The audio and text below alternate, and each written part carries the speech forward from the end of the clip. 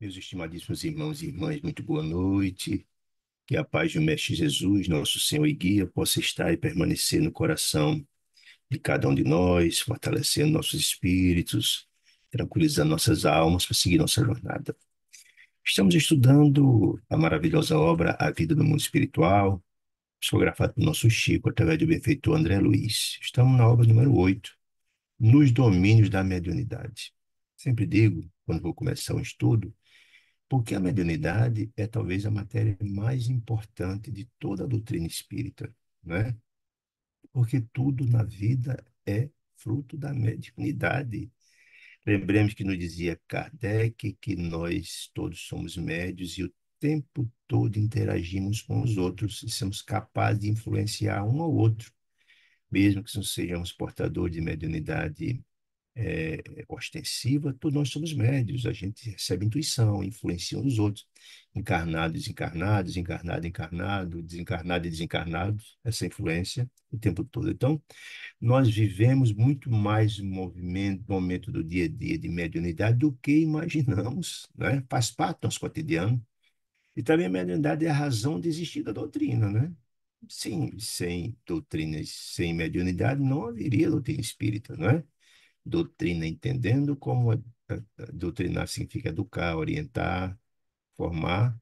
Não haveria comunicação, ensino dos espíritos se não fosse a mediunidade. E através dela, que os médios, que são os medianeiros, ou os repórteres, ou aqueles do mundo espiritual que possibilitam o contato entre os dois planos, é através da mediunidade. Então, a mediunidade é uma matéria importante em todas as obras da doutrina espírita, a mediunidade está lá presente, é uma matéria transversal, né?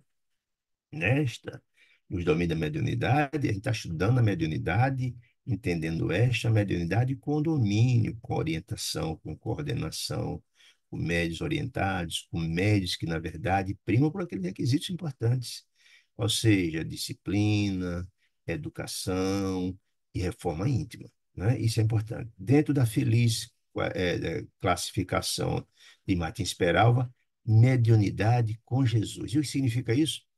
Mediunidade com Jesus significa a mediunidade praticada sobre os valores e orientações, os valores da doutrina espírita, né? Melhor, valores do Evangelho de Jesus. Ou seja, porque na verdade se somos todos médios, se eu, na verdade, pratico a mediunidade em desequilíbrio, tudo no mundo é sintonia, nós já aprendemos isso tantas vezes, né?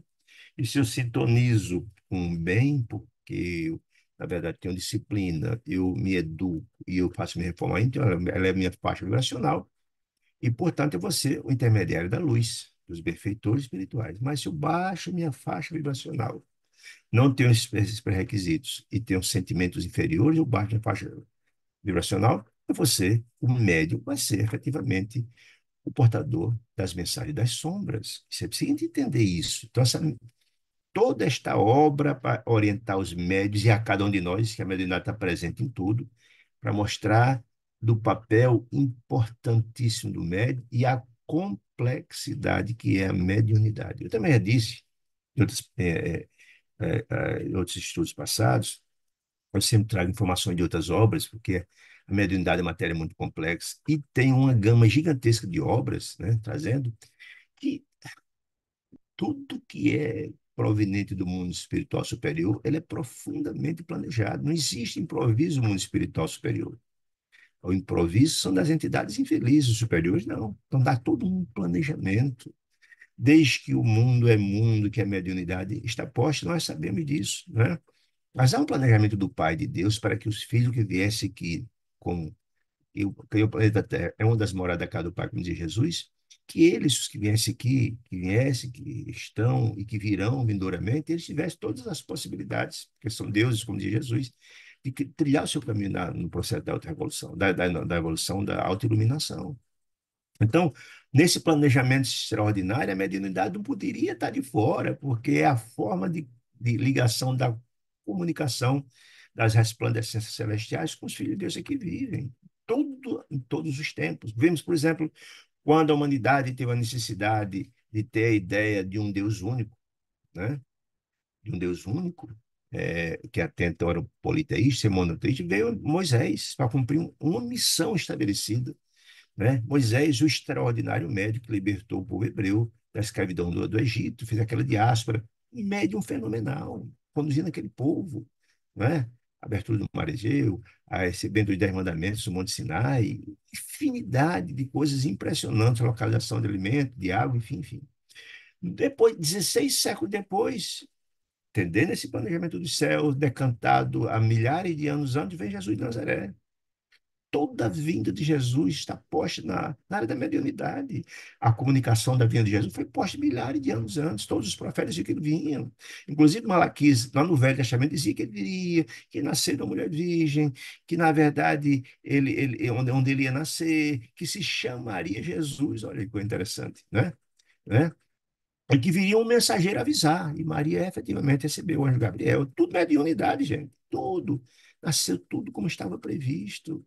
Jesus foi o médium mais extraordinário que a Terra recebeu, né? Jesus com missão, diz o livro A Caminho da Luz, psicografado por Chico de Emmanuel, que a principal missão de Jesus foi trazer à humanidade o evangelho de amor e redenção, ou seja, o código de moralidade sublime capaz de educar os filhos de Deus que vieram, estão e virão.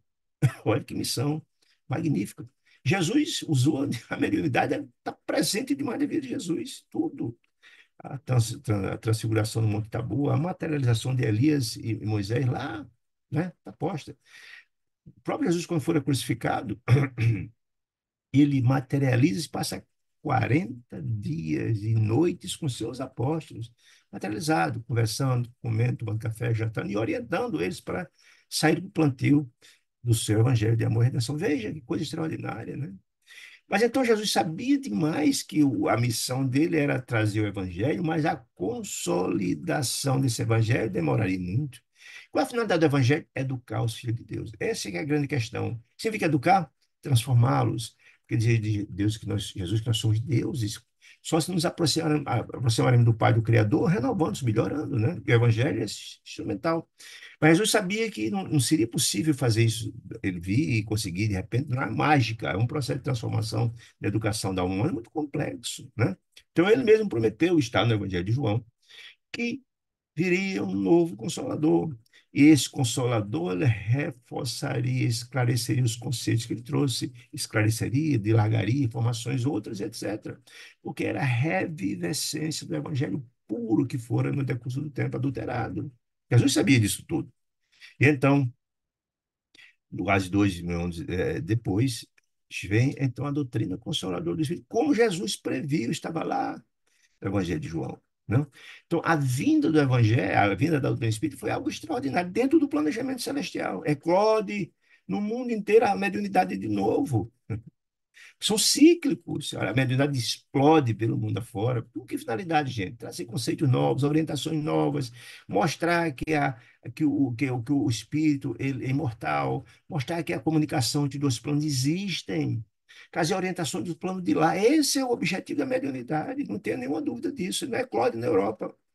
Essa mediunidade na França, na Inglaterra, na Itália, na Espanha, na América, com as irmãs Fox, por aí vai. O mundo explode, né? E dentro do planejamento divino vem Kardec, Hippolyte Léon de Rivail, professor com grande credibilidade, que não que era descrente da questão da comunicação dos espíritos, mas ao estudar o fenômeno, efetivamente constatou que ele era real e trouxe a doutrina espírita, a catalogação da doutrina espírita, com conhecimentos fantásticos, como previu Jesus, né?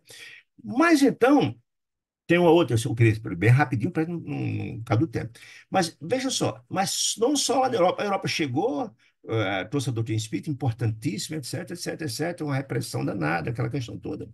Entretanto, veio um livro, Brasil, Coração do Mundo, Pátria do Evangelho, psicografado pelo nosso Chico, através do efeito Humberto de Campos, que diz, olha, o mundo, dentro desse planejamento extraordinário, o Brasil tem um papel fundamental no processo de divulgação e de vivência do Evangelho de Jesus. Tem um papel importante, um papel de transformação espiritual do planeta. E diz lá essa maravilhosa obra, muito pouco lida e conhecida, mas é uma obra fantástica, que Jesus, em determinado momento, vendo os conflitos terríveis lá da Palestina, que até hoje perdura, transfere a árvore do evangelho da Palestina para o Brasil, entendendo que era um lugar importante pela circunstância, pela natureza, pela psicosfera do planeta, do próprio Brasil, um papel importante demais no sentido de renovar, de transformar e daqui espalhar esses conhecimentos do Evangelho e a beleza para o mundo afora. No Brasil, coração do mundo, daqui coração de amor e espalhar uma mensagem dada, uma mentalidade nova do mundo, coração de pátria do Evangelho, que o Evangelho seria mais vivido, não podia estar sem estar a doutrina espírita. Então é feito um planejamento fenomenal para que essa doutrina espírita nascente viesse para cá. Olha que coisa interessante. Numa época muito complexa, porque no final do Império, a religião oficial era a doutrina católica, era do Império. Inclusive, pela força da pressão da doutrina católica, eles criminalizaram, está no Código Penal, a proibição da vivência da doutrina espírita. Olha que coisa impressionante, a força da igreja, né? Então, na época foi fechado muitas muitos centros espíritas, muitos espíritas foram presos, a repressão foi muito violenta. Não? Encarna, então, no Brasil uma quantidade imensa de espíritos nobres e espíritos que tinham uma compreensão já do Evangelho, já da doutrina espírita. Segundo o livro Celeiro de Redenção, que traz comentários importantes de Haroldo Dutra Dias e outros espíritos. Nesta época, reencarna no Brasil entre 15 e 20 milhões de franceses que foram contemporâneos de Kardec. Olha só. Para quê? Ao reencarnar essas criaturas aqui, teria muito mais receptividade à doutrina espírita. Por isso explica que o Brasil é hoje o maior país espírita do mundo. A doutrina espírita surgiu na França, mas ela se consolidou no Brasil. A quantidade de centros espíritas que tem no Brasil é algo impressionante. Nenhum país do mundo tem nada parecido. A divulgação e a prática da caridade e a vivência da doutrina espírita é aqui. Quantas milhares de instituições espíritas fazendo trabalho de assistência, orfanato, maternidades, hospitais, enfim, trabalhos fantásticos. Então, aqui reencarnaram uma quantidade não só de espíritos, mas também muitos extraordinários médios, não só na sua mediunidade, na sua capacidade de moralidade fenomenal, gente muito culta. Aqui reencarnou o doutor Bezerra de Menezes, homem de um coração generoso demais, um grande homem culto, um homem de uma obra de assistência, de caridade fenomenal. Tem um papel importantíssimo de combater essa repressão à doutrina espírita. Na época, ele escreveu matéria jornalística dizendo que aquilo era a Inquisição, era quando a Idade Média, proibir e reprimir a doutrina espírita no Brasil. Tem um papel importante. Tem um papel importante de unificar o movimento espírita no Brasil, presidente da Federação Espírita Brasileira, enfim, papel extraordinário, mas não só foi só ele, não. Ele, José Pititinga, Bittencourt Sampaio, Manuel Filomeno de Miranda, Joana Prado, médium extraordinária, né? Eurípides Bassanufo, um médium espetacular, um espírito de uma grandeza gigantesca. Era portador de todas as mediunidades, todas, inclusive a raríssima mediunidade de bilocação. O que era isso? Ele estava aqui, entrava em transe e o espírito dele se materializava no local onde precisava dele. Fazia cirurgia lá, partos, cirurgias, etc, etc, etc. De local para lá. Raríssima. Santo Antônio de Pádua tinha, que se encarnou na mesma época que Francisco de Assis, lá em Portugal. Raríssima.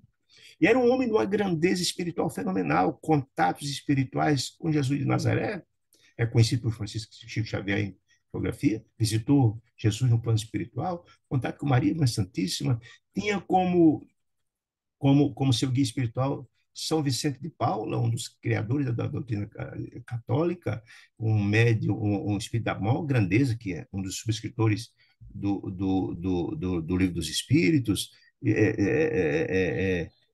Santo Agostinho, enfim, Maria Mãe Santíssima, enfim, era uma obra gigantesca, com um coração imenso, seguido demais pela doutrina católica, processou ele e deixou um luminoso caminho, um médium fenomenal, uma obra de assistência imensa, de cura, enfim. O que dizer, então, de um Peixotinho, um médium fenomenal, de materializações luminosas, de curas fantásticas, um médium extraordinário, junto com o Chico, fez coisas, ficou documentadas, fotografias, coisas fenomenais. O Zé do Zé Arigó, gente, Zé Arigó tem uma mediunidade fenomenal, um homem rude, era um pequeno mineiro, um pequeno comerciante depois, uma mediunidade fenomenal de cura. qual a finalidade de uma criatura dessa vir? Provar que o intercâmbio do mundo espiritual é real. As curas espirituais são reais. Ele fazia cirurgias espirituais com cortes que não sangrava, não usava ferramenta de cirurgia, usava faca, gilete, enfim. Não tinha nenhum deles pegar infecção, nem coisa nenhuma. Não doía, era uma coisa impressionante. Esse cara foi, era tão extraordinário que foi estudado pela NASA. Quem não assistiu, eu aconselho a assistir o filme O Predestinado, que conta a história desse médium extraordinário. Quando ele desencarna, ele tinha atendido cerca de 2 milhões de criaturas de cirurgia. Não é coisa pouca, não. É uma unidade fenomenal. Que dizer, então, de João do Amaral Pereira, que dizer, então, de Joana Prado, médio fenomenal, que dizer, então, de Valdo Pereira Franco, Dona Ivone de Amaral Pereira, enfim, tantos outros médios fantásticos. Chico, com a sua capacidade, segundo Ivaldo, a maior antena paranormal que surgiu na humanidade, uma obra gigantesca social, uma obra gigantesca de conhecimento da doutrina espírita. Essas criaturas não só consolidaram a doutrina espírita no Brasil, através da mediunidade, mas os conhecimentos azuis deixados se espalhar pelo mundo inteiro.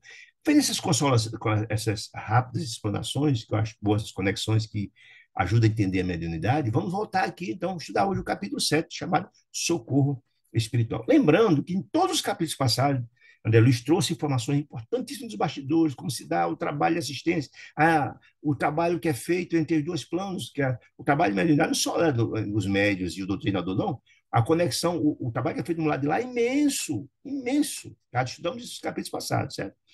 No capítulo passado, no capítulo 6, que foi o capítulo Psicofonia Consciente, mostrou, foi o primeiro espírito que foi tratado, a ser tratado, Libório, e ele incorporou na médium, mas ela tinha um controle total daquele espírito, o espírito sofredor, angustiado, suicida, um drama.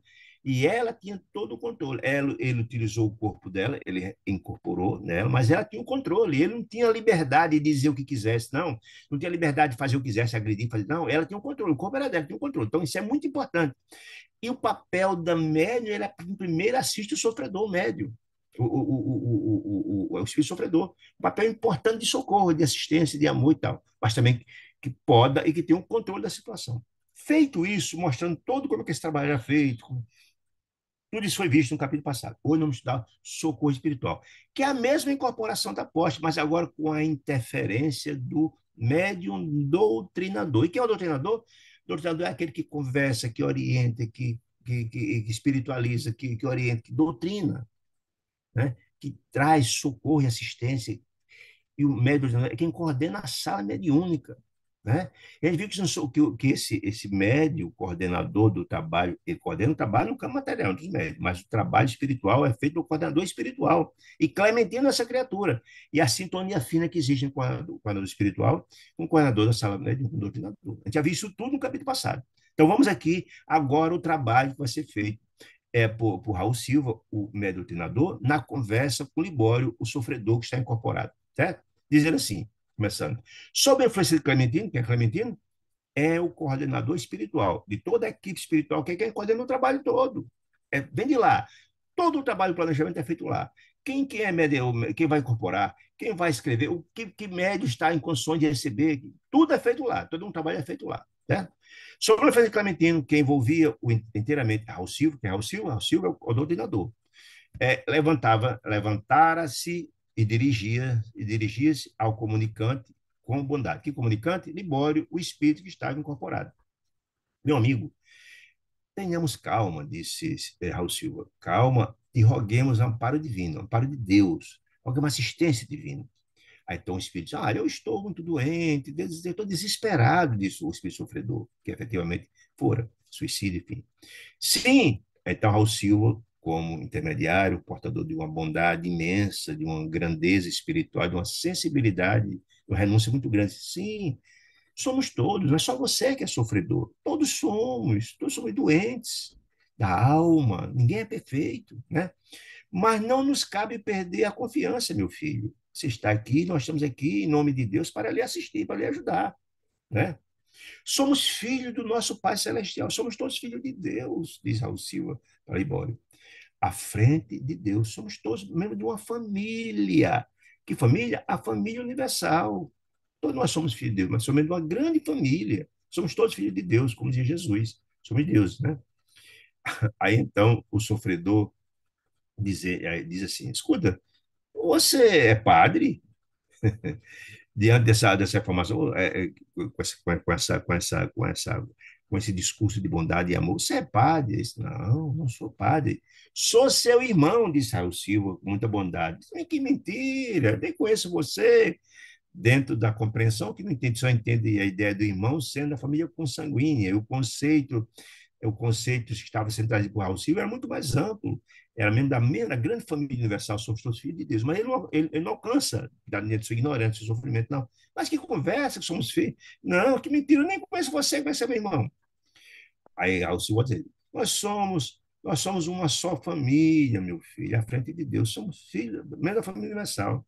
O interlocutor conturbado, ignorante, sofredor, riu-se, irônico e acentuou.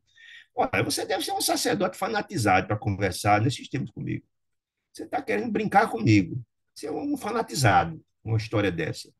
Por que essas criaturas vêm no sofrimento tão intenso, são tão ignorantes, que ele não tem a capacidade de vislumbrar mais adiante, não tem muita compreensão de Deus, não tem compreensão de amor, porque a vida inteira dessas criaturas é voltada para o confronto, para o mal, estão impregnados por esses sentimentos infelizes, desequilibrados, harmoniosos. Então, a compreender esses valores, é preciso. Por isso a importância do doutrinador, com sua paciência e sua generosidade gigantesca, envolvendo e contagiando gradativamente ele porque a gente sabe o valor da palavra é muito grande.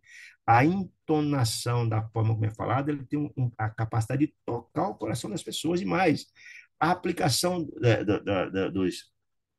dos influxos, né, das energias que são colocadas, do magnetismo do médio que gradativamente vai atingindo aquela criatura, os influxos, influxo do próprio espírito, né? Os fluidos, tudo isso vai devagarinho trabalhando. Bom, ele disse, deve ser algum tal, a Hilse, deve ser alguma sacerdotal. A paciência de André Luiz, de Raul, sensibilizava pela tranquilidade, pelo amor, pela forma doce e meiga como ele estava chegando até aquele criatura sofredor, entendendo que ele era um necessitado, um sofredor, ele precisaria ter muito mais paciência. É a história da indulgência, né? O que é indulgência? Indulgência é que não podemos exigir das criaturas gestos angelicais se ele não é um anjo. Não podemos esperar das pessoas grotescas, ignorantes, sofredoras, uma atitude de delicadeza, de bondade, não. Então, isso é indulgência. Dentro do conceito de caridade de Jesus, benevolência para com todos, bom com todos, indulgente. Porque não pode exigir das criaturas não ter capacidade, atos de beleza e de equilíbrio, né? A paciência, sensibilidade. Não recebia Libório, diz André Luiz ali, o que estava lá incorporado, qual se fora, Raul Silva, qual se fosse um defrontado por um habitante das sombras. Ele não, por essas grosserias, por essas atitudes de Libório, não ofendia de jeito nenhum Raul. Não, ele não entendia alguém que estava confrontando ele, não. Ele entendia alguém, isso é indulgência, alguém que, nas condições que ele estava, necessitava de compreensão, de amor, de entendimento. Portanto, a paciência é fundamental, porque, na verdade, só a luz é capaz de vencer as sombras, só o amor é capaz de vencer o ódio. E aquela criatura sofredora estava ali com o coração cheio de sombras, cheio de ódio, cheio de angústia, de dores, né? E ele podia trazer lenitivo através de suas ações, do seu amor, de sua compreensão. Tá? Suscetível de acordar qualquer impulso de curiosidade menos digno em Raul. Não, Raul não, tinha uma compreensão disso, entendia aquele sofredor, jamais teria qualquer atitude de raiva, de revolta, ou mesmo de reprimenda, não, de reprovação, não. Ainda mesmo descontando o valioso concurso do mentor, que mentor, gente? Que era exatamente Clementino, que estava o tempo todo com a mão, com a destra em cima da cabeça de Raul, orientando ele. Lembra que desde a prece lá atrás, que a orientação estava o tempo todo de Clementino, coordenador espiritual, sobre a cabeça de Raul, doutrinador. Todas as informações, as coordenações, havia uma sintonia fina entre eles. Vou dizer aqui, ó. Ainda mesmo descontando o valioso concurso do mentor de Clementino, que o acompanhava, Raul emitia de si mesmo sincera compaixão. O que quer dizer com isso? Nós, quando fazemos um trabalho de assistência, do passe, etc., etc., etc., nós recebemos as energias espirituais que recebemos, mas também a entidade de nós. Então, há um influxo de energia do médio, do espírito, mas também do médio, também doa energias de cura, né? Que está dizendo aqui. Raul mesmo dá assim, a sincera compaixão que tem no seu coração, de mistura com inequívoco interesse paternal. Ele atendia aquela criatura sofrida como um pai, tendo um filho amado, ignorante, que precisa de esclarecimento. Acolhia, disse ele, o hóspede, o sofredor, sem estranheza e nem irritação, não, entendendo a condição dele, de sofredor, precisando de assistência, de amor, de compreensão, etc, etc. Como se fizesse a um familiar, a um irmão, um pai, um familiar, que regressa demente, doente, mental, ao santuário doméstico e precisa de assistência. Né? Lembra de Jesus, o exemplo máximo? Quando na crucificação, Pai, perdoa, ele não sabe o que faz. Ou seja, Pai, ele não precisa de repressão, porque eles são doentes da alma e doentes precisam de assistência, não de repressão. É a mesma ideia aqui, guardando as proporções. Né? Muito bem. Talvez por essa razão, o obsessor, quem? Libório, que tinha chegado todo arrogante, agressivo, etc., etc., diante da atitude amorosa, compassiva, equilibrada e cheia de fraternidade, começou a mudar em relação à atitude de Raul. Né? Talvez por essa razão, o obsessor, a seu turno, se revelava menos agastadinho, menos irritado, menos grosseiro, menos... começou a entender, puxa vida, porque quando você só recebe um monte de amor, é a força do amor, né, gente? Ah, o amor tem essa capacidade de desmoronar qualquer agressividade. O amor fala alto demais, né? Muito bem. Toda essa razão, a, pessoa, a seu turno, se revelava menos agastadinho, menos nervoso. Então, logo passou a entender-se com Raul, pela forma acolhedora e amorosa de Raul, de algum modo, com o dirigente da casa, observamos que Eugênia, que era Eugênia, a médium, que estava ali emprestando o corpo a Libório se manifestar, estava incorporada nele. Ela que estava lá o tempo todo, coordenando o trabalho para evitar qualquer excesso dele. Eugênia se revigorava no esforço assistencial de que ele competia. E lembre, o trabalho do médium é muito, muito complexo de renúncia e amor, porque ela empresta o seu corpo de carne para aquela criatura atender. Tem ainda o imenso esforço de vigiar a mente dele para evitar que ele se desequilibre e agrida com palavras ou fisicamente, né? E ela sente toda a angústia e as dores que aquele espírito traz. Ela recebe tudo isso, é mente a mente. Todas as angústias que ele traz, ela recebe. É um trabalho muito sofrível, o trabalho do médium, de cura, de assistência, enfim, de incorporação. Muito, muito difícil, muito doloroso. Quem já teve a experiência de participar de uma sala de mediunidade sabe do que eu estou falando. Né? Dependendo da angústia, da dor daquela criatura, tuberculoso, suicida, traz todas as angústias, ela sente tudo. Era o caso desse aqui, né? Suicida. Não só, assim, aí começou a explicar, Raul, eu não sou um ministro religioso, não, meu amigo, quando o Raul, imperturbável, mas desejo me aceite como seu amigo. Olha que proposta fantástica. Não, um desejo que ele ia ajudar só, como fosse um amigo querido. Aí então ele deu uma risadinha.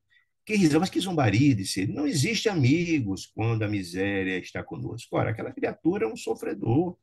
Desencarnou há cerca de alguns anos, suicida, sofredor demais, fruto e certamente abusado por entidades espirituais que abusam as criaturas quando mais sofredores. Os brutalizados abusam, escravizam, fazem acontece. Mas que história é essa? Disse ele. Amigo, não tem amigo quem está na miséria. Amigo quando a miséria está conosco, disse ele. Disse Libório, né? Aí foi explicar. Dos companheiros que conheci, encarnados, etc., todos me abandonaram. Não tem mais nenhum comigo, porque é assim, né? Os amigos de ocasião, né? Quando não é amigo de verdade. Todos me abandonaram. Resta apenas Sara. E quem é Sara, gente? Sara era aquela criatura que ele era apaixonado por ela quando desencarnou. Né? A única pessoa que tinha sintonia com ela, e ele vampirizava ela. É que eu estou explicando que a diferença básica entre, eu tenho dito isso, entre o vampiro, na verdade, e o obsessor comum tem ódio da pessoa que é obsidiada.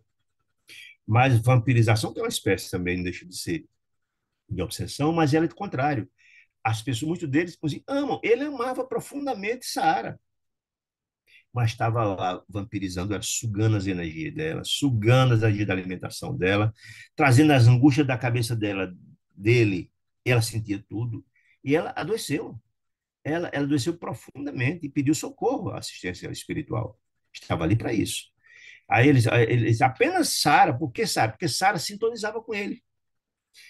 Ele amava ela, e certamente ela tinha sentimentos por ele, e vampirizar. E ele recebeu, então ele recebeu as condições, porque como é que acontece o processo de obsessão? Quando, na verdade, a criatura que é obsidiada recebe assim, sintonia. Uma tomada, se encontra uma brecha. Como ela sentia as energias, os mesmos gostos dele, tinha sentimento de amor por ele, ela recepcionou. Tem vários exemplos da doutrina espírita de pessoas que desencarnam e obsidiam a esposa. Até mostrei no capítulo passado, lá o caso do livro Libertação. Um rapaz que fora acusado injustamente de um crime que não cometeu, foi preso. A esposa, depois de um grande sofrimento imenso, se suicida, cola nele, por sintonia, começa a vampirizá-lo. Né? A mãe dele também, muitos sofredores, desencarnam, todos eles, as duas começam, escolam nele no processo de vampirização, sugando as energias dele, maltratando ele profundamente, adoecendo. Não é que elas queriam fazer o mal a ele, mas tinha sintonia com ele. Então, às vezes, os processos de vampirização acontecem, pessoas que têm sintonia, não desejam mal, mas involuntariamente, pela ignorância espiritual deles, dos desencarnados, né? Eles se acoplam. Se fosse um espírito esclarecido, jamais iria prejudicar quem ama, porque às vezes o que está fazendo está nem sabendo que tá prejudicando. Fruto ainda da capacidade intelectiva e espiritual de cada um, né? É só apenas Sara, disse ele, que não deixarei. Ou seja, ele sabe que foi levado ali pela ligação com Sara. Ele já se preveniu, olha, ela nem pense, não é negociável aqui, nem pensar libertar ela de jeito nenhum, né? Fixou a expressão de quem se detinha na lembrança da pessoa, e quem, Sara, a que se feria, e acrescentou com a realçada indignação: ignoro, disse ele, porque entravam agora os passos. Porque me foi trazido aqui. Eu fui trazido, não foi porque eu quis. Aliás, pelo estado dele de infelicidade, ele sequer viu as entidades espirituais que trouxeram ele lá, os guardas espirituais, que a diferença de sintonia era grande, né? Me trouxeram aqui, não sei por quê. Ignore porque estou aqui fazendo aqui. É inútil, disse ele. Disse ele falando, também é mesmo, né? Incorporado, né? Aliás, não sei a razão pela qual me contenho. Por que, que eu estou aceitando um negócio desse? Mas eu estou aqui, vocês estão tentando me tirar de Sara. Eu não sei por quê. Um homem provocado, orgulho, né? Orgulho e pequenez, um homem provocado, que como me vejo, de certo deveria esbofetear todos. Mas que desejasse isso. Isso não seria possível, porque a médium tinha um controle, jamais permitiria a ele tomar qualquer atitude de violência. Por isso que era uma mediunidade consciente, né? Muito bem. Ele conduzindo. Afinal, quem fazem aqui estes cavalheiros silenciosos, essas mulheres mudas? Era a sala mediúnica, né? Todo esse trabalho de incorporação é feito na sala mediúnica, sob a coordenação do médium doutrinador e a equipe espiritual. E essas pessoas que estão aqui, essas mulheres, estão tudo mudo aqui. O que estão fazendo aqui? Olha aí, censurando. O que pretendem de mim vocês? O que, é que vocês querem de mim? Estamos aí, Raul, aí esse é o papel fantástico do doutrinador, amoroso, tranquilizador, equilibrado, recebendo o influxo do coordenador espiritual, né? Ajudando até na parte de encontrar as palavras certas e passando as energias, o magnetismo que chega até o sofredor, né? É o socorro espiritual, socorro verbal e depois o socorro espiritual, e por aí vai. Energias, enfim, né? Pretende em mim. Aí disse Raul Silva, estamos em prece por sua paz. Olha só que coisa, todo agressivo. O que vocês estão fazendo aqui? Por que e bofetear? Fala de bofetear. Não, meu filho. Estamos aqui em prece por sua paz. Ou seja, estamos aqui em nome de Deus para fazer o bem, disse Silva, com inflexão de bondade e carinho. Aí, essa é a história, o timbre da voz, que às vezes, quando a gente não tem essa sensibilidade, essa grandeza interior, às vezes você vai dar uma notícia a alguém, a coisa não é grave, mas a forma como você fala, destrambelhada, agressiva, então o tom de voz choca a pessoa. E às vezes a situação é tão grave que você vai comunicar, mas a forma e o tom que você encontrou, o jeito, as palavras certas, você leva a consolação à criatura. Essa é a grande diferença. A gente dá o que tem, não é? Não é isso? Muito bem. Aí quando está ali, prece por sua paz. Aí ele disse, mas grande novidade, disse ele, ainda renitente. O que é de comum entre nós? O que é que eu tenho a ver com vocês? Vocês vieram aqui dizer que estão fazendo alguma coisa por mim. Devo alguma coisa a vocês? Essa é a história da vida material, né? Que a gente só faz alguma coisa com interesse de ganhar algo de volta. E eles, criatura ignorante, não conhece ainda outras questões, não conhece do amor, não conhece a beleza dos espíritos superiores, enfim, da beleza de Deus, desconhecimento dos evangelhos, enfim, um analfabeto em termos de evangelho, né? Devo alguma coisa a vocês? Aí entra de novo. Esse é o papel da doutrina, é ensinar, é orientar. Pelo contrário, meu filho, exclamou o interlocutor. Nós somos quem te deve. Olha a diferença. Eu estou devendo alguma coisa a você, você vem aqui para levar alguma coisa. Não, nós é quem lhe deve atenção e assistência. Olha que maravilha. Em outras palavras, eu estou aqui em nome de Deus, porque você é membro da minha família. Nós somos membros da família universal, do qual Deus é pai de cada um de nós, tipo, no dever filial, no dever familiar de prestar assistência. Olha aí. Estamos numa instituição de serviço fraterno, de caridade, de amor, para assistir quem sofre. Você não está dizendo que está doente? Está aqui para lhe assistir. Ele está doente, então, para lhe assistir, para lhe ajudar. Né? E é fora de dúvida que no hospital, aqui é um hospital espiritual, como fosse hospital, no hospital a ninguém é lícito inquirir da luta particular daqueles que lhe batem a porta, não é? Porque, antes de tudo, é dever da medicina e da enfermagem, e aqui é uma espécie de um pronto-socorro espiritual, a prestação de socorro às feridas que sangram. Você chegou aqui doente, você disse que chegou doente, estava desesperado, e está aqui lhe assistindo. Está dando paz a você, está lhe assistindo, dando tranquilidade. Tem, é por nós, querido e amado, estamos aqui em nome de Deus para prestar socorro e dar tranquilidade. Olha aí, essas mensagens, ela é forte, ela toca a alma da criatura. Ninguém resiste à força poderosa do amor, né? Ante o argumento anunciado com sinceridade e simpleza de Raul Silva, o doutrinador, o renitente sofredor pareceu apaziguar-se demais. Ele ganhou, se tranquilizou um pouco mais, se acalmou um pouco mais, né? Diante da ação. Né? Libério tentou falar, contudo, sim, aí um pouquinho mais. Jato de energia mental, olha aí, o magnetismo do médio. Jato de energia mental partindo de Silva, alcançaram agora em cheio no tórax, como se buscasse o coração. Ele aplicou energias calmantes, tranquilizadoras, harmonizadoras nele. Ou seja, primeiro ele trabalhou a acalmar ele um pouco, para dar receptividade a essas energias que seriam postas, não é? É muito importante. Ele tentou acalmar, que ele não sentisse agressivo, ele estava torcendo para ajudar ele, que ele criasse receptividade para que, na verdade, a gente chegasse até ele. Então, essas energias foram colocadas. Liberto tentou falar. Contudo, as energias, o magnetismo do médium envolveu-o, sensibilizou-o, contudo, a maneira de um viajante. E já não pode existir a aridez do deserto, a sede, né? Comoveu-se ele diante da ternura daquele inesperado acolhimento, que ele não imaginava nunca que seria acolhido com tanto amor e carinho naquele local, que aquele local não era para cobrar nada dele, ao contrário, era para acolhê-lo, né? Acolhimento. A surgir-lhe, por abençoada fonte de água fresca, dá o cara sedento no deserto, morrendo de sede, encontra socorro. É assim que estava sentindo, né? Surpreendido, notou que a palavra que lhe falecia, embargando a garganta, ou seja, ele efetivamente fora tocado pelo amor emanado do coração de Silva.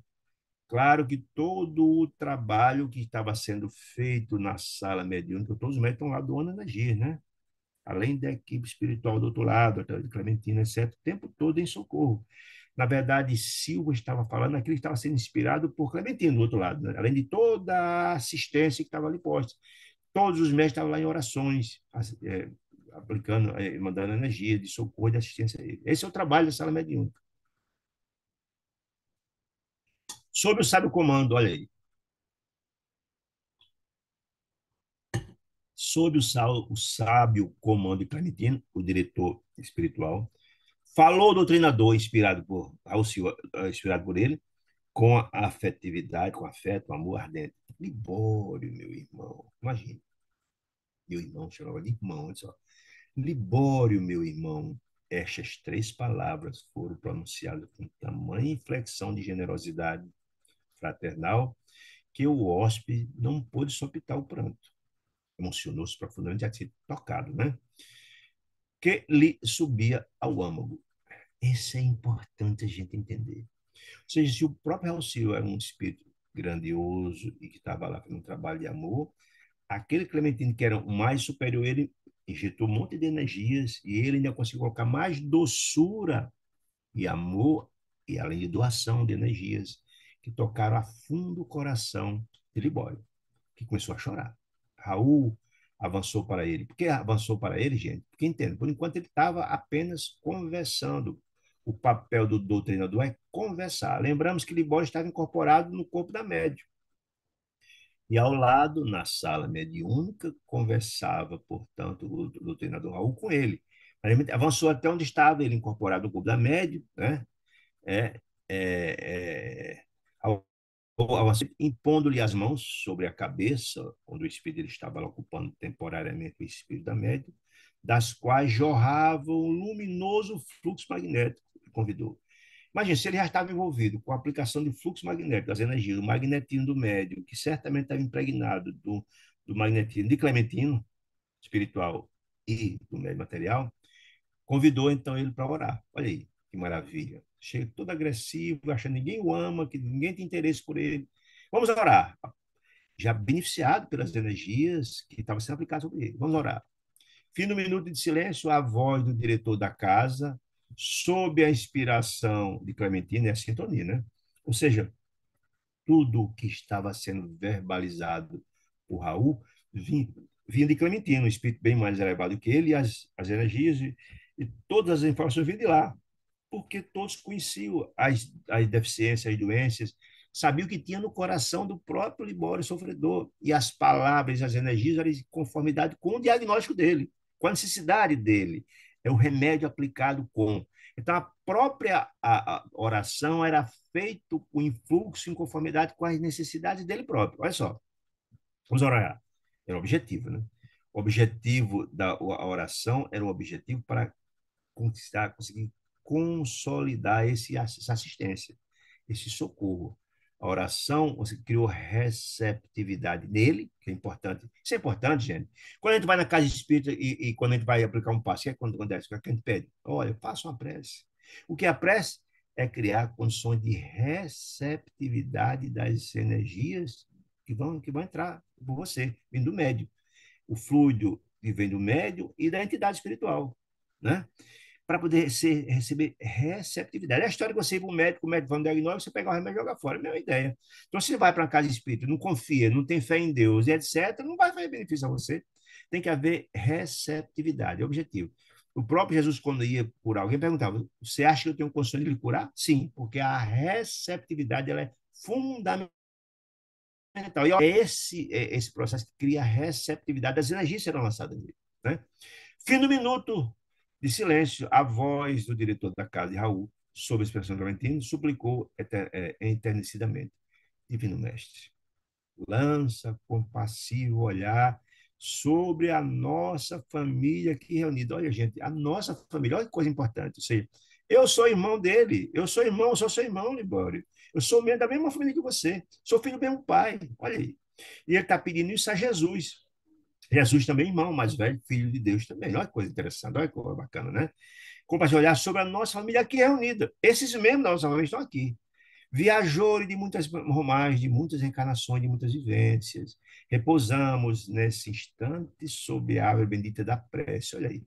A árvore daquele sedento viajou cansado do deserto, precisando de uma sombra bendita, a sombra da prece, que acolhe, né? E te imploramos amparo, Senhor. Te imploramos ajuda, Jesus. Te imploramos ajuda para nós, membros da nossa família. Somos todos filhos. Assistência do Pai. Pedimos ao Senhor, irmão mais velho, que nos ajude. Todos somos endividados para contigo, Jesus. Para contigo, quem? Para com Jesus, para com Deus. Por quê? Todos nos achamos empenhados à tua bondade infinita. O que é empenhado, gente? Nós temos contas que não pagamos diante de Jesus, porque que sacrificou por todos nós. Trouxe o evangelho de amor e de redenção. Nunca temos capacidade de pagar tanta bondade não vivenciada por nós ainda. Jesus trouxe o evangelho, mas a gente está muito distante de cumprir. É uma dívida que a gente tem impagável para com Jesus. Então, nós somos empenhados nessa dívida da tua bondade infinita. A maneira de servos insolventes, insolventes que não pagamos a dívida, é você ter um patrão que lhe empresta o dinheiro e você não paga. A maneira de servos insolventes para com o Senhor. Nós somos devedores eternos do seu amor imenso, do seu esforço gigante na qualidade de governador do planeta, ser mais puro, ver aqui em nosso nome, trazer o evangelho fantástico e a gente ainda está no ouvido do mercador, está no ouvido sai no outro. Nós somos incapazes ainda de vivenciar esse grande bênção, esse tesouro que vem nos trazer. Somos devedores. Mas rogando-te, Pai, rogando Jesus, por nós todos, por todos nós que somos devedores, pedimos particularmente, embora escutando, particularmente agora, pelo companheiro, por esse irmão que dê certo em caminhas. Ele não veio para cá por acaso. Também queria dizer a Libório que ele foi encaminhado por Jesus, por Deus, para ser assistido naquele pronto-socorro espiritual, naquele hospital espiritual. De certo, encaminha-se. Ele não veio para cá de graça, foi trazido por obra e graça dos benfeitores espirituais que são coordenados por ti, meu chamado. Ao nosso coração, caminho ao nosso coração, qual se for uma ovelha que torna o aprisco ou um irmão consanguíneo de volta ao lar. Ele foi mandado aqui por obra e interferência de Deus, como se fosse aquela ovelha que se perdeu do rebanho, foi recolhida de novo, encontrada e foi reintegrada ao rebanho, ou aquele familiar que foi embora, como na verdade que foi embora, que se desgrudou da família, se perdeu e voltou de volta. Nós temos a grande a beleza de receber, né? Com a história do filho pródigo, né? Aquele que lapidou todo o patrimônio e voltou para casa sem nada, com fome, e foi acolhido com muito amor pelo pai. É assim que Deus recepciona os seus filhos. Bem, cometamos gravíssimos erros, está sempre recepcionando, porque ama todos do mesmo jeito. Não importa os graves erros que cometamos, o fato de voltar para casa, receber a mesma assistência, o mesmo amor, é algo de se comemorar. É isso que diz lá a parábola do filho pródigo. É a mesma ideia. O pai recebe com todo o amor o filho que volta, mesmo cometendo seus erros, que é pai, está ali para ajudar. Muito bem. Mestre, continua a prece, dá-nos a alegria de receber em nossos braços esse filho que volta para casa sofredor, nossos braços abertos. Essa é caridade pura, né? Fazer o bem, sem importar a quem. Benevolência e indulgência para com todos. Sela-nos, Senhor, os lábios, a nossa boca, para que não lhes perguntemos de onde vem. Ninguém quer saber os erros que cometeu. Isso não é importante para nós. Nosso desejo é de assistir, de fazer a caridade, fazer o bem, sem importar quem. É esse o desejo nosso. Isso é amor, isso é caridade, isso é fraternidade, benevolência, indulgência, perdão. E descerra-nos a alma para a ventura de tê-lo, a felicidade, a alegria de tê-lo conosco em paz, de ter recebido. Fazer o bem é algo extraordinário. O maior beneficiário é quem faz o bem. Né? Se eu sou portador do bem que eu fazer a alguém, esse bem passou por mim antes de chegar àquela criatura. Eu sou o maior beneficiário. Então, fazer o bem é uma dádiva celestial. Eu sou o maior beneficiário disso. Tá? A ventura de tê-lo conosco em paz. Inspira-nos, Jesus, pede Raul na prece inspirada por Clementino. Inspira-nos a palavra, que usa a palavra certa, Senhor, a fim de que toque o coração dele, a fim de que a imprudência não se imiscua, não se interfira em nossa língua, uma palavra indevida, inadequada, aprofundando as chagas interiores desse irmão. Ou seja, me inspire para que, ao invés de ajudá-lo, usar a palavra errada, que possa agravar o problema dele. Não, me inspire, meu chamado. Olha uma coisa bonita, né? E ajuda-nos a sustentar o respeito que lhe devemos na qualidade de irmão, filho do mesmo pai, que volta, ninguém quer saber os erros que ele tem. Estamos aqui para acolhê-lo, fazer o bem, sem importar quem. Essa é a caridade, é o amor em movimento. É isso? Muito bem. Senhor, continua ele, estamos certos de que o acaso não te preside as determinações. Claro, não existe acaso na obra de Deus, gente. Não existe. A gente está com as pessoas certas. Aonde está? Tudo tem uma razão. Não foi por acaso que foi parar ali. Ele precisava de assistência, de socorro, e está ali. Então, a determinação de Deus não existe improviso. Improviso são para as entidades infelizes, entidades atrasadas. Os superiores, jamais. Tudo é planejado de forma adequada. E ele, embora não foi trazido ali por acaso, tinha toda uma razão e um planejamento antes. Até porque, lembremos, que fora pedido socorro por Sara, dos benfeitores espirituais, quer seja na oração, quer seja na casa, socorro, e é impossível socorrer a vampirizada sem socorrer o vampirizador. Senão o processo continua, né? É isso? Ajudar os dois. Afinal de contas, os dois são filhos de Deus e são sofredores, merecedores da assistência e da caridade dos outros. Teu amor, disse Raul, que nos reserva invariavelmente o melhor, sempre Deus dá o melhor, deseja o melhor a cada um de nós, às vezes falta condição de receber, mas ele manda sempre o melhor para todos indistintamente. Cada dia aproxima-nos uns dos outros para o trabalho justo, né?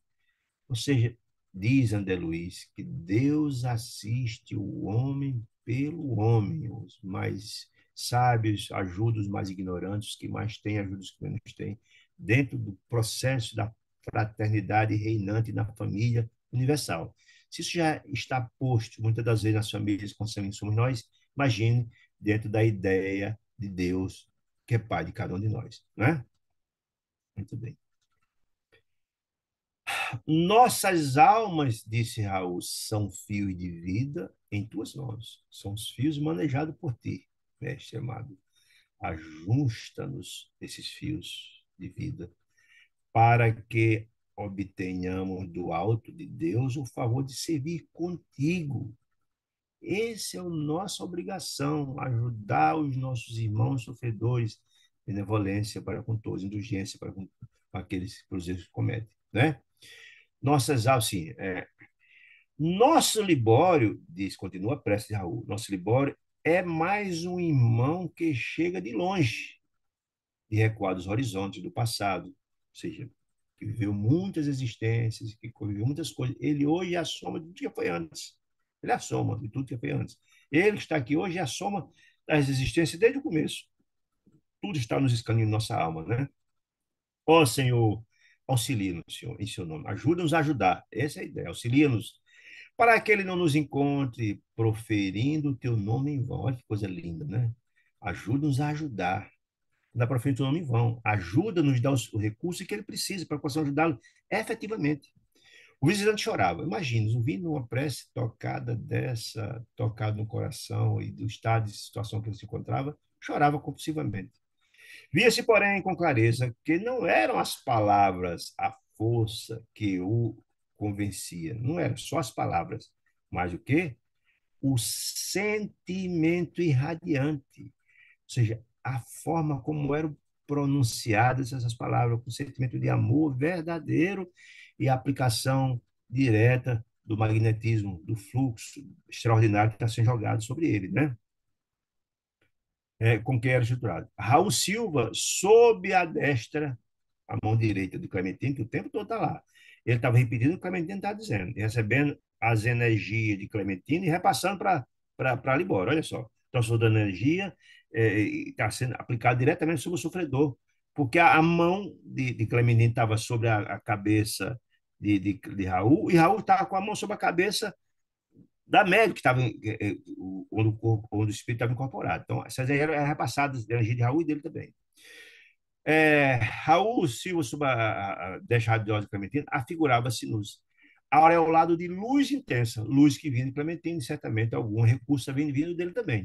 Repassando essa energia está chegando no coração sofredor de Libório. Ó oh, Deus, disse Libório, receber essas energias celestiais, essa chuva de bênçãos da prece, porque nós sabemos que toda vez que fazemos a prece, a resposta chega de pronto. André Luiz não está aqui mais repetindo isso, porque todo livro ele repete, mas certamente a chuva de energias celestiais vem em forma de pétalas, de luz, etc, etc. E tudo isso é recepcionado por quem está fazendo a prece, que repassa diretamente ao irmão sofredor, no caso do Libório, onde a prece está fazendo em favor dele. Olha que maravilha, né? Ó Deus, que se passa comigo, disse Libório. Consegui gritar Libório em lágrimas. É o poder do amor, né, gente? Tocado profundamente. O irmão Clementino fez breve sinal a um dos assessores do nosso plano, dos encarnados. Lembremos que todas as ações que são levadas a cabo na sala mediúnica, de coordenação, de providências, de quem falar, de tudo, é feito pelo plano espiritual.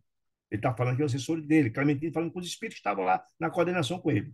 O irmão Clementino, em breve sinal onde seus assessores do plano sugeriram providências, que apressadamente ocorreu, trazendo interessante peça que me pareceu uma tela de gaze tenuíssima, uma tela de gases, aquele tecido bem fininho, gases, como se fosse gases de curativo, né? De gás tênue, muito fina, com dispositivos especiais, medindo por inteiro cerca de 1 metro quadrado, 1 metro por 1 metro, aproximadamente.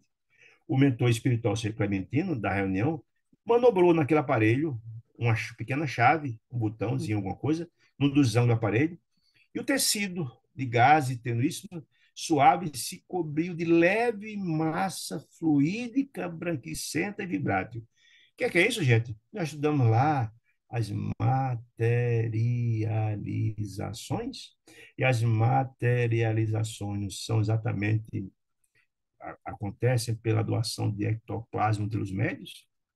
Os médicos que ali estavam, Raul Silva, e os médicos estavam todos na mesa, estavam doando ectoplasma para materializar naquela tela o pensamento, que vai dizer agora, o pensamento da criatura sofredora. Olha que coisa interessante, gente. Então, nós vimos isso lá, lá no livro Os Mensageiros, eu dizia o capítulo já já. Lembrar, volta lá e dá uma olhada naquelas que é as materializações, além do ectoplasma, energia da natureza, enfim. Né? Em seguida, aquela massa fluida que estava lá, que apareceu na tela, branquicenta e vibrátil, ou seja, moldável, ele se mexe e tal. Em seguida, postou-se novamente ao pé de Silva. Lembra que, na verdade, Clementino, que estava com a mão sobre a cabeça de Raul Silva, o doutrinador, saiu, pediu que se trazesse aquele aparelho, voltou, né? E voltou de novo para perto de Raul Silva, para colocar com assistência. Né? Agora, aquele aparelho estava ali, tinha uma finalidade que controlado por ele, quem? Raul Silva, controlado por Clementino, o amigo, o coordenador espiritual, disse ao comunicante, repetiu o que Clementino estava dizendo. A Silva repetiu. Lembre-se, Libório, lembre, meu amigo, lembre-se. Faça um apelo à sua memória, lembre-se.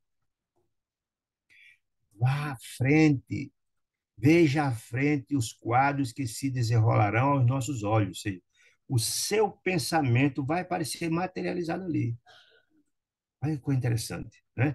Lembremos que, na verdade, a imagem que ia aparecer na tela não era vista por Raul Silva e muito bem pelos médicos que estavam ali, não. Era vista pela turma do plano espiritual. Aquela máquina estava no plano espiritual, certo? Olha que coisa interessante isso. André Luiz estava vendo, Hilário estava vendo, Aulo estava vendo, Clementine e a equipe espiritual estava vendo. Né? O próprio espírito que estava material estava vendo, que ele não era espírito. Muito bem. De imediato, como se tivesse a atenção compulsoriamente atraída para a tela, ele incorporado, Hilário não, Libório, o visitante fixou a tela e, desde este momento, vimos com assombro, André Luiz e Hilário, que o triângulo, aquela tela, com a gás, que o retângulo sensibilizado exibia variadas cenas materializadas do que o próprio Libório era o principal protagonista. Ou seja, o pensamento que estava na mente de Libório, que não se apaga nunca nos caminhos da nossa alma, foi ele, o pensamento era exteriorizado, era materializado, por isso o ectoplasma, na tela. Por que isso era importante? Veja só, se na verdade o objetivo era só ver o que estava na mente, você podia olhar na tela mental e ver. Mas o objetivo não era esse. O objetivo é que Libório, visse para entender o porquê daquele seu sofrimento. Veja que coisa interessante. Porque se só Clementino quisesse ver o que estava na mente dele, olhava e conseguia enxergar na tela mental dele, mergulhava e tinha essa capacidade. Mas o desejo, o objetivo era que o próprio Libório ali incorporado conseguisse enxergar na tela que ia aparecer as razões porque ele estava ali um sofrimento imenso. Veja só a importância. O despertar, a compreensão de que estava colhendo ali o que plantou, é a lei de ação, da reação. Veja só o que é interessante. Né? Exibir as cenas e tal. Atração de pensamentos. E por quê? Eu expliquei agora. Porque ele precisava, o Libório, ver aquilo. Recebendo essas imagens mentalmente, olha só, Raul não conseguia enxergar. Raul não estava materializado, era o doutrinador, não conseguia. Mas recebia todas as informações que estavam passando na tela através de quem? De Clementino, com quem tinha sintonia total. Recebeu mentalmente Raul Silva, passou a descrevê-la, porque, na verdade, o diálogo não estava acontecendo entre o doutrinador e o espírito. Ele precisava, então, dizer. Ele, Libório, estava vendo na tela, mas Raul estava narrando. Olha aí, coisa interessante, né? Começou a escrever. Observe, meu amigo, disse Raul, é noite. Houve-se um burburinho. E ele dizendo isso, e a tela trazendo aquelas cenas, à noite e tal. Um burburinho da algazarra à distância. Tudo sendo materializado e só Raul só narrando. Sua mãe velhinha chama-o à cabeceira e lhe pede-lhe assistência. Estão lembrados, gente, que lá no capítulo passado, quando ele incorporou na médium, ele disse: Ah, estão me acusando de ser negligente com minha mãe, mas ela está mais doente do que eu. Ele não tinha noção ainda que está desencarnado, não tinha a menor noção. Está desencarnado, não tinha noção ainda. Né? E ele já se acusava, porque o remorso da mente na cabeça dele já estava lá posto. Ninguém nem perguntou nada a ele, ele já disse lá. Não é por causa disso? Aí agora, olha as cenas. Sua mãe, passando na tela. Sua mãe, à noite, algazarra, sua mãe, velhinha, chama a cabeceira, e pede-lhe assistência. Está exausta, Libório. Você é o filho que lhe resta. Todos já se foram, só tem você, não tem outro. Sua mãezinha está lá, prestes a morrer. Ah, que coisa. Desterrada a esperança de flagelada vida. Você é a última esperança, não tem mais ninguém. A única rima, a única que pode pedir algum socorro é a você, não tem ninguém mais, só tem você. A pobre sente-se morrer. A dispneia martiriza o sofrimento, a angústia, a dor, a dispneia e tal. E o distúrbio cardíaco, coraçãozinho fragilizado, pressagiando o fim do corpo. Ela tinha certeza que estava para partir. A situação era muito dramática, muito velha, muito sofredora, estava para desencarnar. Ela tem medo, ela tem medo daquele momento. Declarava-se receosa da solidão. Ela dizia: Meu filho, não me deixe só. Não me deixe só. Estou morrendo. Não me deixe só. Você é o único que eu posso contar. Olha aí. De vez que é sábado carnavalesco, disse ela. Sábado carnaval à noite. E os vizinhos se ausentaram na direção do centro festivo. Todo mundo foi lançar carnaval. Eu estou aqui para morrer e só tem você. Não me deixe. Disse Alice, parecia uma criança. E toda essa cena sendo delineada lá, viu? Sendo porque a cena da cabeça que estava na cabeça estava passando na tela. E Raul estava narrando para ele. Olha só. Parece uma criança atemorizada. Nada se perde, né? Está tudo no escaneamento. Tudo que a gente fez, pensou, está tudo lá. Contemplo ela, o filho, ansiosa, e rogava: Que filho, meu filho, não me deixe sozinho, eu estou morrendo aqui, preciso da sua ajuda, você é o único que pode recorrer. Todos os vizinhos saíram, todo mundo no carnaval, só tem você aqui, não me deixe só. Você responde que sairá tão somente por alguns minutos. Mãe, eu vou sair por alguns minutos. E ela, numa situação dessa. O bastante, diz ele, Libório, para trazer a medicação. Olha, seu remédio acabou, eu vou só comprar e volto. Disse ele para a mãe se consolar. Fique tranquila, eu volto já. Posso ali comprar seu remédio e volto já. Em seguida, tudo passa na tela. Avança, Libório, rápido, a uma gaveta situada no aposento próximo e apropria-se, toma, pega, do único dinheiro de que a mãezinha dele dispõe. Só tinha aquele dinheirinho. Só ele se apropria. Algumas centenas de cruzeiros na época, com que você se julga habilitado a tomar conta desse dinheiro e desfrutar dele. Olha aí. Você se acha um direito? Um dinheiro tem sua mãe tem para comer remédio, alimento e tal. Nunca tem. Você se acha um direito de pegar aquele dinheiro e estourar na folia. Imagina. Ó. E desfrutar as alegrias do seu clube. Que é isso, gente? Egoísmo, né? Egoísmo, né? Só pensar em você. E pior ainda, é a falta de reciprocidade. Os pais nunca negligenciam em relação aos filhos, que vai fazer isso em troca disso, não, faz tudo com amor. Ela cuidou do filho a vida inteira, e no momento lá na morte, a situação que a Márcia se achando dele pegar o dinheiro dela e estourar no carnaval e deixar. Pegou ele, pessoa só dele, só se divertindo, a pessoa, a mãe estava morrendo lá, nem nada. Imagina. Tudo isso está sendo passado na tela. E Raul estava narrando. Narrando. Tudo bem.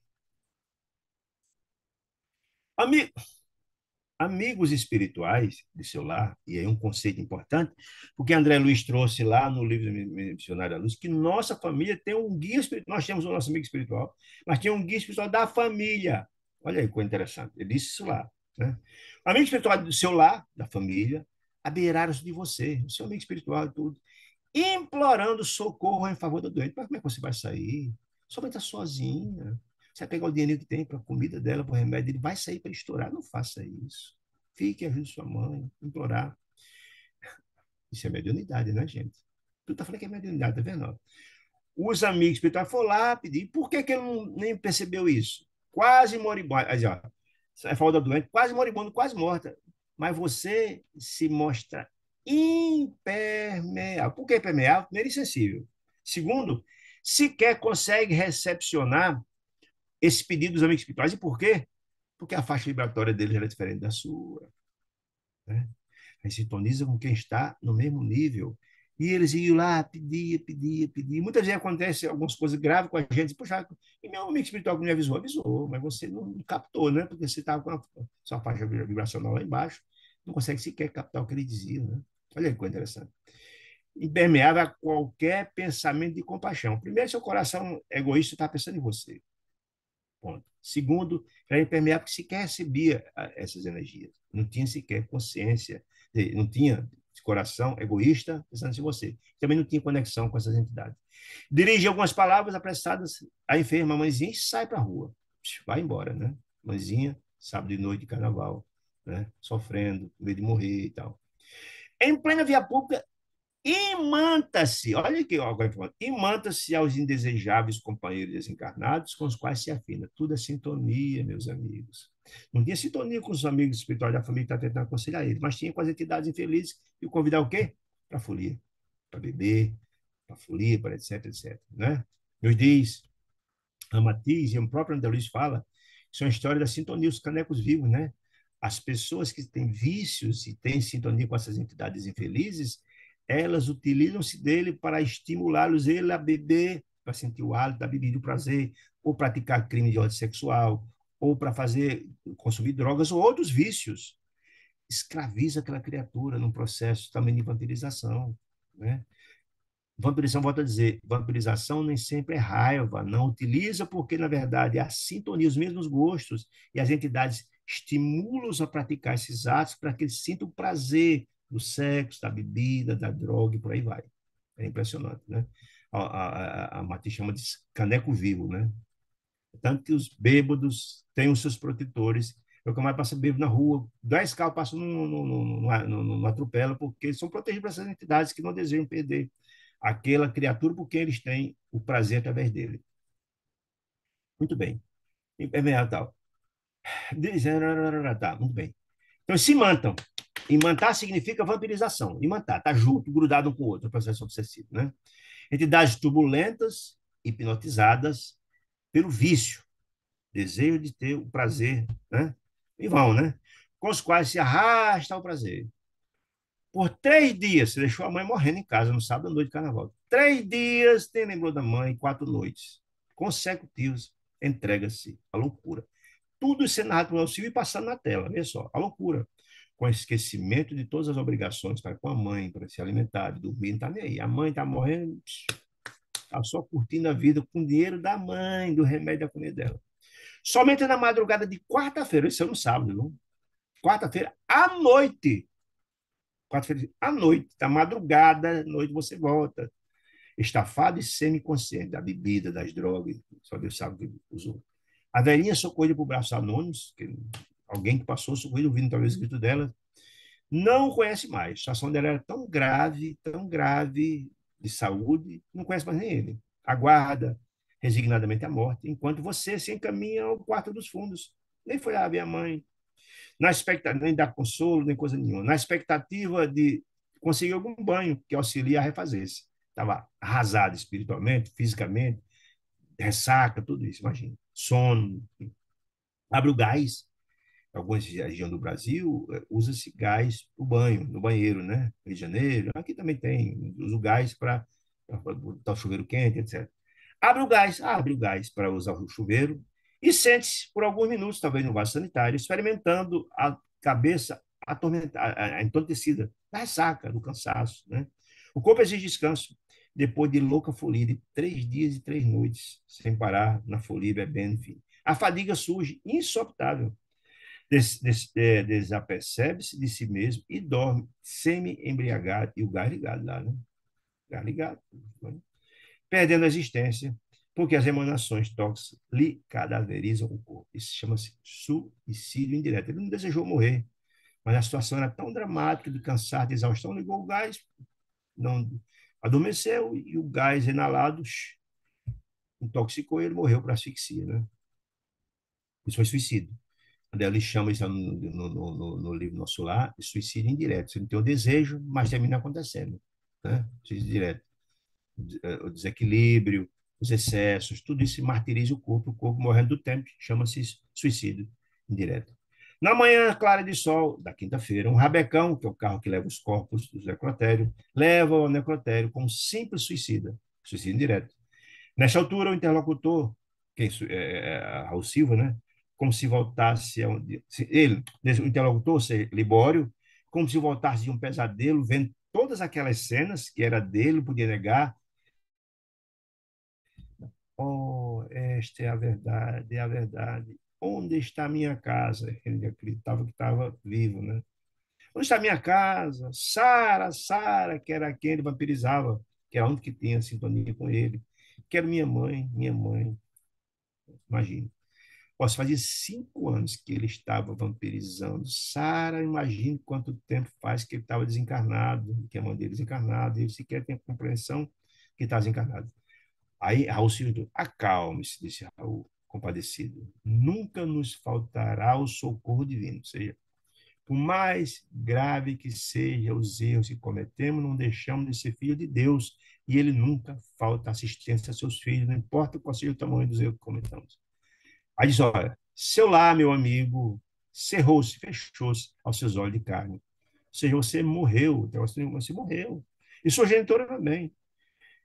De outras esferas, olha o amor da mãe, amor sagrado, o amor de mãe é sagrado. E sua mãe de outras esferas, que a desencarnou também, lhe estende os braços amorosos e santificantes. Isso era um consolo imenso para ele. Morri, fui altamente faltei de caridade com minha mãe, mas ela não deixa de me amar. Ela continua desejando a minha felicidade. É sua mãe de outras lhe estende os braços amorosos e santificantes. Isso é um consolo imenso, é um choque ao mesmo tempo. Ele se chocou e entendeu que o que ele estava passando ali nada mais era fruto da sua previdência, da sua loucura, que se suicidou por seu absurdo, que fora profundamente egoísta, só pensou nele. Mesmo assim, essa vida toda, Deus não esqueceu dele nem a mãe. Olha que coisa, não consolo. O comunicante, ele, Libório, vencido, caiu em lágrimas. Tão grande, disse André Luiz, lhe surgiu a crise emotiva, o remorso imenso, falou forte, depois de ver a cena, né? Que o mentor espiritual, quem? Clementino, do grupo, se apresentou para desligá-lo, ou seja, tirar ele que estava incorporado, retirar ele em espírito do equipamento mediúnico, entregando-os aos vigilantes, os três que trouxeram ele, para que fosse conveniente abrigado, internado em uma organização próxima. Um hospital espiritual, certamente, né? Por quê, gente? Tudo no seu tempo. Ele não foi trazido ali porque ele já tinha condições de ser tocado. Porque se ele não tivesse condições de ser tocado, ele sequer iria, teria incorporado. Ele tinha condições de ser tocado porque a espiritualidade sabe. Dentro do planejamento espiritual de Clementino do grupo, sabe que ele estava em condições de ser tocado, mostrando essas cenas. Tocado. Ele certamente foi levado ao hospital espiritual do plano espiritual para ser preparado para a reencarnação. O espírito dessa natureza normalmente acontece pela experiência que ainda tem da leitura espírita, certo? Libório, em fundo processo de transformação, tocado pelo amor, como foi assistido na Casa Espírita, pelo amor de Raul, a forma colocada e assistência de Clementino, e todos os refluxos magnéticos que recebeu, foi tocado, né? O processo de transformação estava apto a ser trabalhado no hospital espiritual para ser reencarnado. Afastou-se, afastou-se, né? Afastou-se, tornando Eugênia a posição normal. Por quê? O espírito estava reencarnado nela, ela voltou, o espírito dela acoplado no corpo dela, né? Afastou-se, né? É importante entender isso, né? E por que a tela regressasse à transparência do início, a tela sem mais nenhuma imagem, desfechei sobre o nosso orientador, Aulus, algumas indagações improvisadas.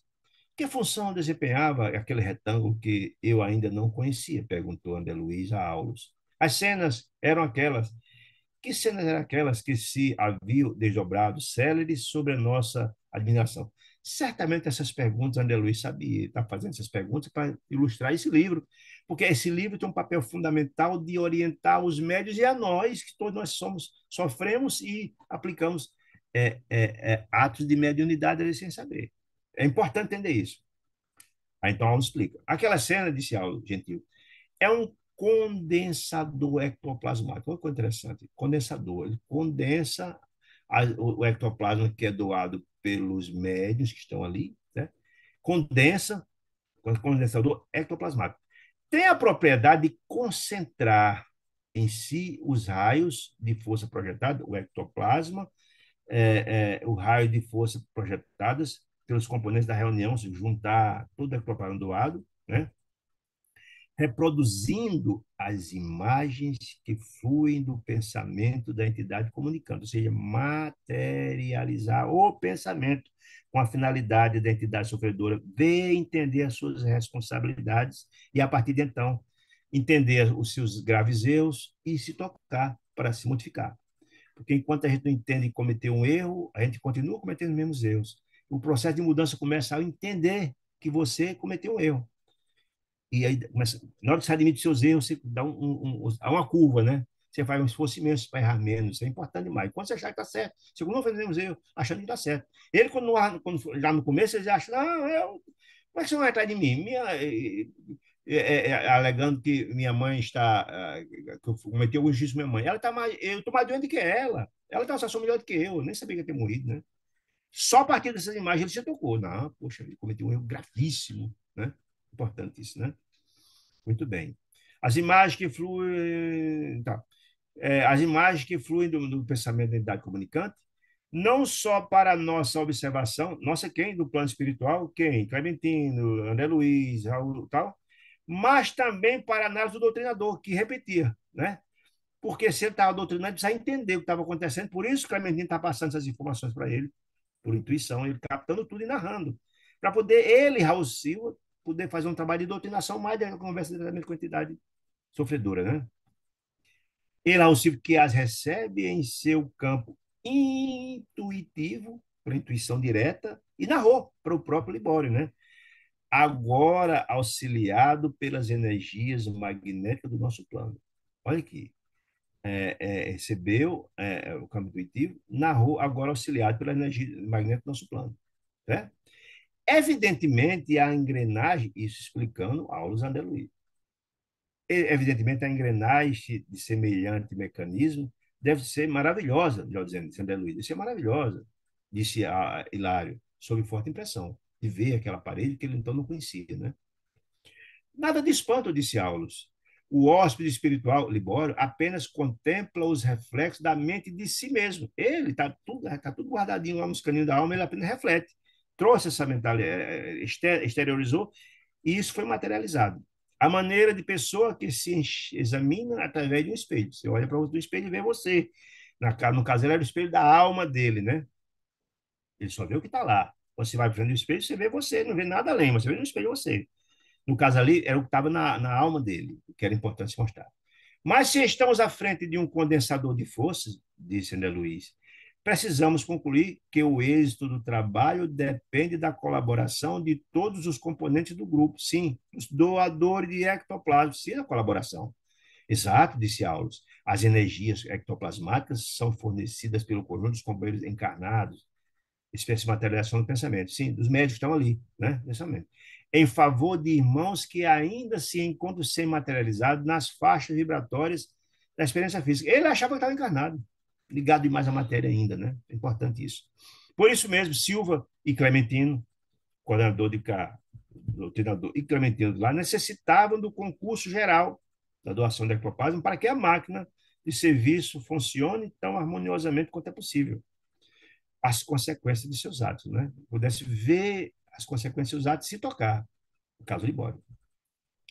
Pessoas que exteriorizam sentimentos menos dignos, equivalentes a princípios envenenados, nascidos da viciação, droga, álcool, tal, tal, tal, de variada espécie, perturbam enormemente as atividades dessa natureza.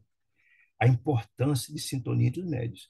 Toda essa observação de parentes são minhas, né? Porquanto arrojam no condensador as sombras de que se fazem veículo dessas sombras, interferência, prejudicando a eficiência da Assembleia e impedindo a visão perfeita da tela por parte da entidade necessitada de compreensão e luz. E aí André Luiz não repete de novo, mas está dizendo aqui o que já disse lá no capítulo 10 do Mensageiro, que eu faço, eu peço que vocês deem uma olhada.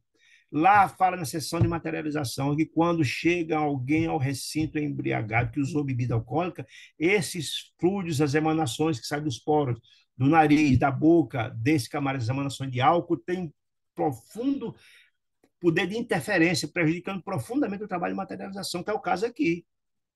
Dê uma olhada, vale muito a pena lá para verificar.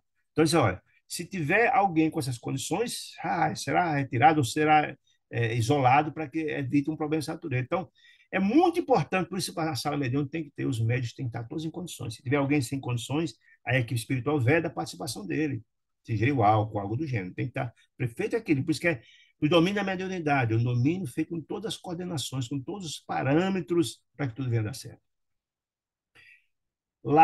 Levamos-nos o assunto a diferentes inquirições, perguntas, mas Aulos lançamos um olhar com a pedir silêncio e atenção.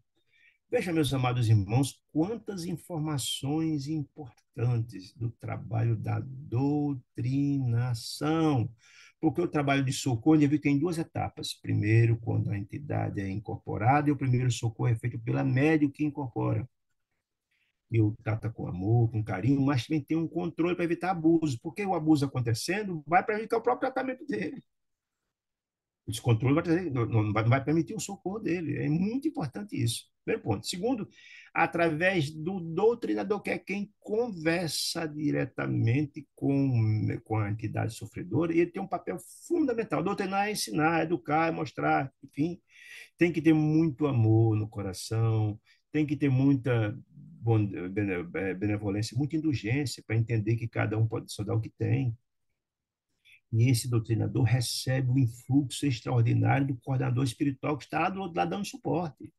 Informações vindo de cima, mostrando o caminho, até porque já conhece o quadro perfeitamente daquele sofredor. Sabe o que ele precisa, sabe da orientação. Tudo isso é estudado previamente, gente. O trabalho não é feito de forma improvisada, não. O trabalho da casa espiritual é feito com uma programação, nós vimos isso lá. Feito por quem? Pela equipe espiritual. E é repassado para o coordenador, pela sintonia fina que eles têm, para que o trabalho venha a fluir. Por isso que a mediunidade nos domínios da mediunidade é um trabalho trabalhado, coordenado sob a inspiração dos ensinamentos do Evangelho de Jesus. Então, meus amados, se tiverem alguma pergunta, eu puder responder, será um prazer. Caso não, queria agradecer muito a companhia generosa de vocês, desejar uma semana de muita luz, de muita paz, de muita fraternidade, e o convite para estarmos juntos na próxima quarta-feira, se Deus nos permitir. Fiquem com Deus. Excelente semana a todos.